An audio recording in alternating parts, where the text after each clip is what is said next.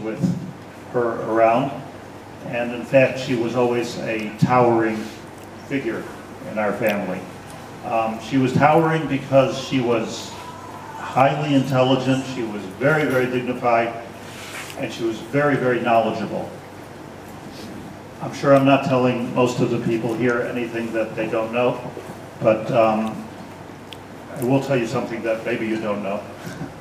That Aunt Susie used to come to us for Shabbosim every once in a while, maybe 4 times, maybe 5 times. Over the years, she came to us for Shabbat.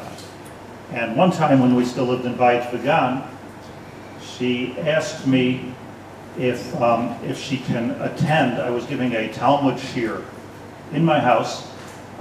Maybe 10 or 12 men came, and she said, "Can I sit in?" I said, "Of course, Aunt Susie, you can sit in." What happened was that as I was giving the shir, I just noticed how she was so actively listening that I started to focus on her, and it became sort of a conversation between myself and Aunt Susie discussing a difficult piece of Gemara. And everybody else disappeared, and she had questions to ask, and she had insights, and it didn't end with the end of the shir. After the shir, she of course stayed on, it was Shabbos, and she continued to talk about it, and she didn't know this, and she's not sure about that.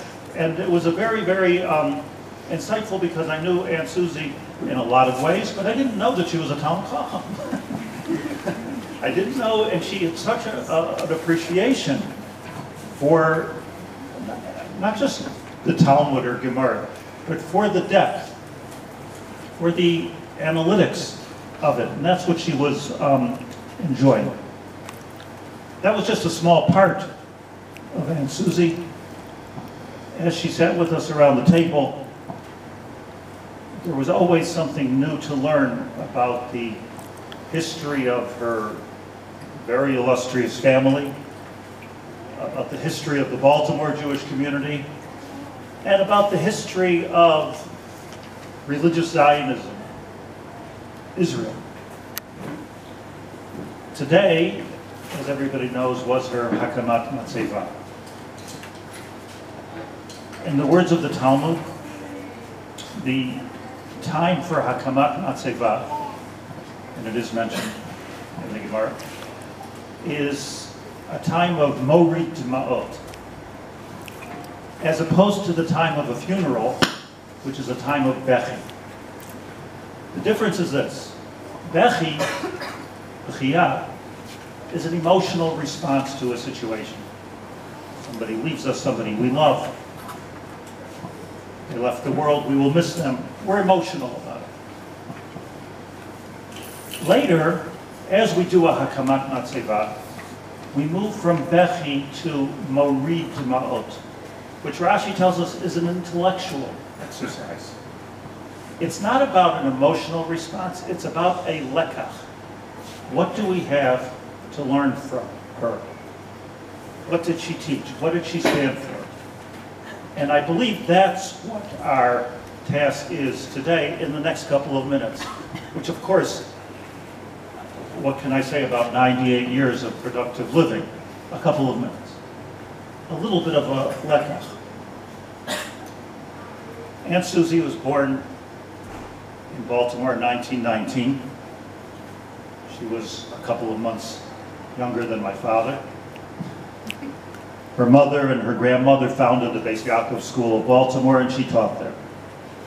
Her grandfather was Rabbi Avram Nachman Schwartz, Alav Shalom, who was one of the most illustrious rabbis of his time. And he served at that time, in the early 20th century, he served as the chief rabbi of Baltimore. He was consulted internationally for his halachic opinions, for his wisdom. He founded many, many institutions in Baltimore, at least according to our family, the whole Baltimore. There is nothing else.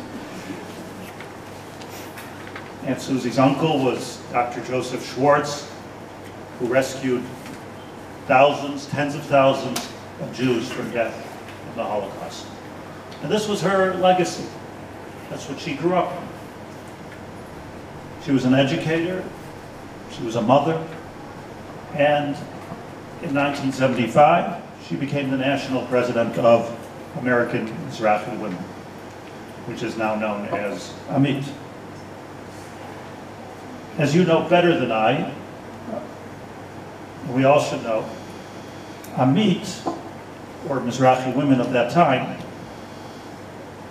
was founded because the state of Israel in 1975, then the 25-year-old state of Israel, was way too secular. And it needed an injection of Yiddishkeit. And this was the idea of the Mizrahi, the idea of Mizrahi women, which later became Amit women. As we all know, today there are 40,000 women in Amit women, 110 schools, I believe, in Israel.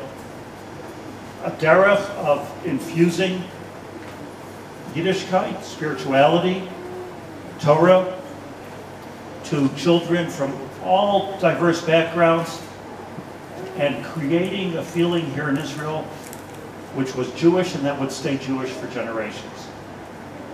That's what attracted her. I know that because she told me. And what an amazing accomplishment, not all hers, but that she participated. 110 schools. You know, I just took place in starting one school. I am exhausted. 110 schools. It's amazing. It's an amazing feat in places like where we're standing right now. It's unbelievable, and it's accomplished. From 1975, I was thinking about 1975. I was young. The world was changing rapidly. I was a yeshiva bacher. The Vietnam War had just ended. I believe that Britain just elected a woman as prime minister. And it was at that time that women realized, in a good way, that they can change the world. And Susie was a leader in that movement for the Jewish people, for the Orthodox Jewish people. Many, many women, many Orthodox Jewish women took this cause upon themselves. It was thrilling. These were new opportunities to bring Jewish values to all types of Israelis, to really make a difference in the future of Klal Yisrael.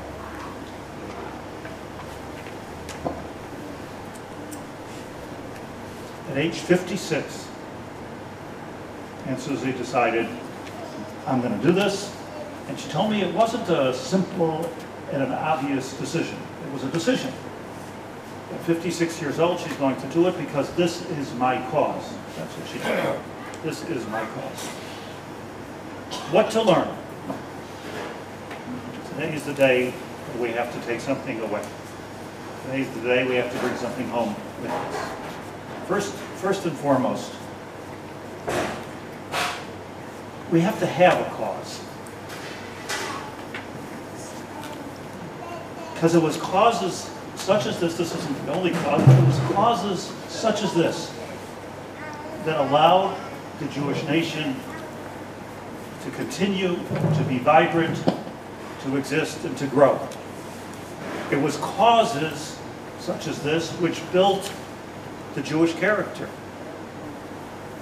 And it was causes that built Aunt Susie, and it was Aunt Susie that built a cause.